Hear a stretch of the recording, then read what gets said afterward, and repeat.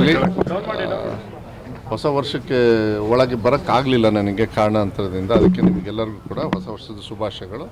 ಮತ್ತು ಎಲ್ಲರಿಗೂ ಈ 10 ಕೋಟಿ ಕೊಡ್ತಕ್ಕಂಥದ್ದು ಅದು ಮುಂಚೆನೂ ಕೂಡ ನಾನು ಹೋದ ವರ್ಷವೇ ಅಂದರೆ ಡಿಸೆಂಬರಲ್ಲಿ ಒಂದು ಚರ್ಚೆ ಆಗ್ತಾಯಿತ್ತು ಸ್ವಲ್ಪ. ಏಕೆಂದರೆ ಈ ಗ್ಯಾರಂಟಿ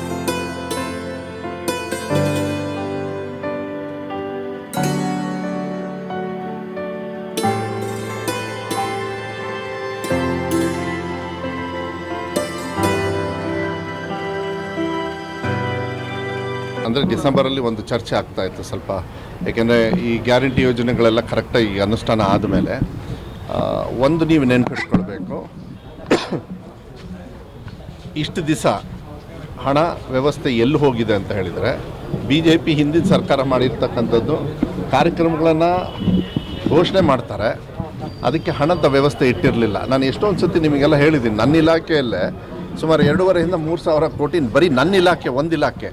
ನೀವು ಎಲ್ಲ ಇಲಾಖೆಯನ್ನು ತೊಗೊಂಡ್ರೆ ಸಿಕ್ಕಾಪಟ್ಟೆ ಇರ್ತದೆ. PWDದು ಇದೆಲ್ಲ ಚುನಾವಣೆ ಸಂದರ್ಭದಲ್ಲಿ ನೀವೆಲ್ಲ ನೋಡಿದ್ರಿ, ಹಾಗೆ ಘೋಷಣೆ ಮಾಡೋದು, ಗುದ್ಲಿ ಪೂಜೆ ಮಾಡೋದು ಎಲ್ಲ ಇದನ್ನು ಅದ್ರದ್ದು ಎಲ್ಲದೂ ಕೂಡ ಮತ್ತು ಹಳೆ ಬ್ಯಾಲೆನ್ಸ್ ಇರ್ತಕ್ಕಂಥದ್ದು ಕೊಟ್ಟಿರೋದ್ರಿಂದ ಸ್ವಲ್ಪ ಇನಿಷಿಯಲಿ ನೀವು ಕೂಡ ಇಲ್ಲ ಸ್ವಲ್ಪ ಏನೋ ಗೊಂದಲ ಇದೆ ಅಭಿವೃದ್ಧಿಗೆ ಅಂತ. ಅಭಿವೃದ್ಧಿಗೆ ಏನು ಗೊಂದಲ ಇರಲಿಲ್ಲ.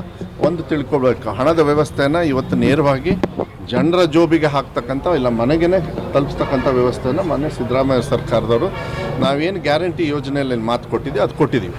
ಇದಾದ ಮೇಲೆ ಇನ್ಮೇಲಿಂದ ಈ ಥರದ ಕಾರ್ಯಕ್ರಮಗಳನ್ನು ಈಗ ನಮ್ಮ ಭಾಗನೂ ಅಷ್ಟೇ ಆಯ್ತು. ಈಗ ಮೋಸ್ಟ್ಲಿ ಇನ್ನೊಂದು ಬೋಸರಾಜ್ ಅವ್ರಿಗೂ ಹೇಳಿದ್ದೀನಿ, ಬ್ಯಾರೇಜ್ದು ಉದ್ಘಾಟನೆ ಮಾಡ್ತಕ್ಕಂಥ ಅದು ಬಜೆಟ್ ಘೋಷಣೆ ಮಾಡಿದ್ದು. ಈ ಥರ ಕಾರ್ಯಕ್ರಮಗಳನ್ನು ಇನ್ಮೇಲೆ ನಾನು ಹೇಳ್ತಾ ಇದ್ದೀನಲ್ಲ, ವಿಪಕ್ಷದವ್ರು ಈ 10 ಕೋಟಿ ಆದಮೇಲೆ ಮತ್ತು ಬಾಯಿ ಬಿಚ್ಚೇ ಬಿಡ್ತಾರೆ ಅವರು. ಅವ್ರಿಗೆ ಇನ್ನೇನು ಕೆಲಸ ಇಲ್ಲ ಅವರಿಗೆ.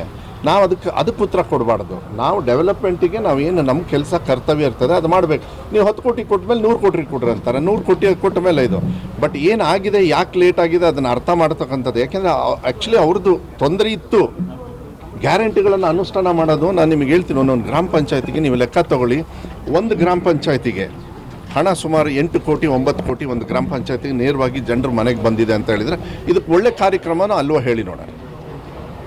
ಅದಕ್ಕೆ ಆ ಸಂದರ್ಭದಲ್ಲಿ ಸ್ವಲ್ಪ ಇದನ್ನು ಹೇಳೋದು, ಈ 10 ಕೋಟಿ ಅಂದಮೇಲೆ ಬಾಯಿ ಮುಚ್ಚೋ ಪ್ರಶ್ನೆ ಅಲ್ಲ, ನಮ್ಮ ಕರ್ತವ್ಯ. ಸಿದ್ದರಾಮಯ್ಯ ಅವರು ಇನ್ನೂ ಜಾಸ್ತಿ ಕೊಡ್ತಾರೆ, ಅದು ವಿಶ್ವಾಸ ಇಟ್ಕೊಳ್ಳಿ.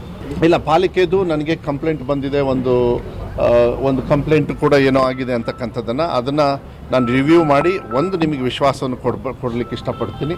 ಯಾವುದೇ ಸಂದರ್ಭದಲ್ಲಿ ಎಲ್ಲೇ ಭ್ರಷ್ಟಾಚಾರ ಆದರೆ ಅದನ್ನು ಸಂಪೂರ್ಣವಾಗಿ ನಿಲ್ಲಿಸ್ತಕ್ಕಂಥದ್ದು ವ್ಯವಸ್ಥೆಗೆ ಕಟ್ಟುನಿಟ್ಟಿನ ಕ್ರಮವನ್ನು ನಮ್ಮ ಅಧಿಕಾರಿಗಳು, ಹೈಯರ್ ಆಫೀಸರ್ಸು, ಜಿಲ್ಲಾಡಳಿತ ಇರ್ಬೋದು ಮತ್ತು ರಾಜ್ಯ ಮಟ್ಟದಲ್ಲಿ ನಾವು ಮಾಡ್ತೀವಿ. ಅದನ್ನು ವಿಶ್ವಾಸ ಇಟ್ಕೊಳ್ಳಿ. ಇಲ್ಲ ಈ ಸತಿ ಸಮಸ್ಯೆ ಇರ್ತಕ್ಕಂಥ ನನಗೆ ಗೊತ್ತಿದೆ, ಅದನ್ನು ಸರಿ ಮಾಡಿಕೊಡೋಣ. ಆದರೆ ನೀವು ಭ್ರಷ್ಟಾಚಾರ ಅಂತ ಏನು ಹೇಳಿದ್ರಲ್ಲ, ಆ ಭ್ರಷ್ಟಾಚಾರ ನಿಲ್ಲಿಸ್ತಕ್ಕಂಥ ಜವಾಬ್ದಾರಿ ನಾನು ತಗೊಳ್ತೀನಿ. ಅಲ್ಲ ಅದಕ್ಕೆ ಅದನ್ನೆಲ್ಲ ಸ್ಟಾಪ್ ಮಾಡ್ತೀವಿ ಅದನ್ನ ವ್ಯವಸ್ಥಿತವಾಗಿ. ಮೊನ್ನೆನೂ ಕೂಡ ಕೆಲವು ಕಂಪ್ಲೇಂಟು ಅದು ಸಿಕ್ಕಾಕೊಂಡಿರೋದು, ಈಗ ಅದು ಹೆಚ್ಚು ಚರ್ಚೆ ಬೇಡ. ಬಟ್ ಯಾರಾದರೂ ಸಿಕ್ಕಾಕೊಂಡ್ರೆ ಅವ್ರಿಗೆ ಕಠಿಣವಾಗಿರ್ತಕ್ಕಂಥ ಶಿಕ್ಷೆ ಕೊಡ್ತಕ್ಕಂಥದ್ದು ಕಾನೂನಲ್ಲಿ ಏನಿರ್ತದೆ ಅದು ಮಾಡ್ತಾರೆ. ಭ್ರಷ್ಟಾಚಾರದ್ದೆಲ್ಲ not allowed, it is not gonna happen. ನಾವು ಇವತ್ತವರೆಗೂ ಕಂಪ್ಲೇಂಟ್ ಅಟ್ಲೀಸ್ಟ್ ನಮ್ಮ ಜಿಲ್ಲೆಯಲ್ಲಿ ಇರಲಿಲ್ಲ.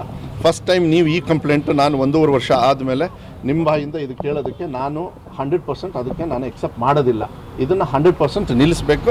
ಅದಕ್ಕೆ ಕಠಿಣವಾಗಿರ್ತಕ್ಕಂಥ ನಿರ್ಧಾರಗಳನ್ನು ನಾವು ತಗೊಳ್ತಾ. ಅವರೇ ಈ ರಾಜ್ಯದ ಮುಖ್ಯಮಂತ್ರಿ ಆಗಿದ್ದಾರೆ. ಏನು ಇನಿಷಿಯೇಟಿವ್ ತೊಗೊಂಡ್ರಂತೆ, ಏನು ಇನಿಷಿಯೇಟಿವ್ ತೊಗೊಂಡಿದ್ದಾರೆ? ಏನೂ ಇಲ್ಲ. ಬಂದರು, ಇಲ್ಲಿ ಭಾಷಣ ಮಾಡಿದರು, ಹೋದರು. ಅದಾದಮೇಲೆ ಏನಾದ್ರು ಮಾಡಿದಾರಾ? VSL ಕಂಪ್ಲೀಟ್ ಹ್ಯಾಂಡಲ್ ಮಾಡ್ತಾ ಇರೋದು ಅವರು. ಒಂದೇ ಸತಿಗೆ ಡೆಲ್ಲಿಯಲ್ಲಿ ಹೋಗಿ ಕೂತ್ಕೊಂಡು ನಮಗೆ ಸಹಕಾರ ಮಾಡ್ತಾ ಇಲ್ಲ ಅಂತ ತಕ್ಷಣ ಹೇಳಿದ ತಕ್ಷಣ ಯಾವಾಗ ಏನು ಕೇಳಿದಾರಂತೆ ಸಹಕಾರ ಮಾಡೋದಕ್ಕೆ? ಯಾರಿಗೆ ಬರೆದಿದ್ದಾರಂತೆ? ಯಾರ ಹತ್ರ ಚರ್ಚೆ ಮಾಡಿದಾರಂತೆ? ಗೊಂದಲ ಸೃಷ್ಟಿ ಮಾಡ್ತಕ್ಕಂಥ ಒಂದು ಜವಾಬ್ದಾರಿ ಸ್ಥಾನದಲ್ಲಿದ್ದಾರೆ. ನೋಡ್ಬೇಕಾದ್ರೆ ಹುಷಾರಾಗಿ ಹೇಳ್ಬೇಕು, ಸುಮ್ಮನೆ ಇಲ್ಲಿ ಜನರಿಗೆ ಹೇಳೋದಲ್ಲ. ಅಂದರೆ ನಾನು ಹೇಳ್ತೀನಿ ಕೇಳಿ, ಇದು ಒಂದು ಹುನ್ನಾರ. VSLನ ಪರ್ಮನೆಂಟಾಗಿ ಮುಚ್ಚತಕ್ಕಂಥ ಒಂದು ಹುನ್ನಾರವನ್ನು ವ್ಯವಸ್ಥಿತವಾಗಿ ಅವ್ರು ಮಾಡೋಕ್ಕೆ ಕಾಣಿಸ್ತಾ ಇದೆ ಅಷ್ಟೇ. ಮತ್ತು ಇದು ಬಿಟ್ಟರೆ ಇನ್ನೇನಿಲ್ಲ. ಅದನ್ನು ಮಾಡೋಕ್ಕೆ ಬಿಡೋದಿಲ್ಲ.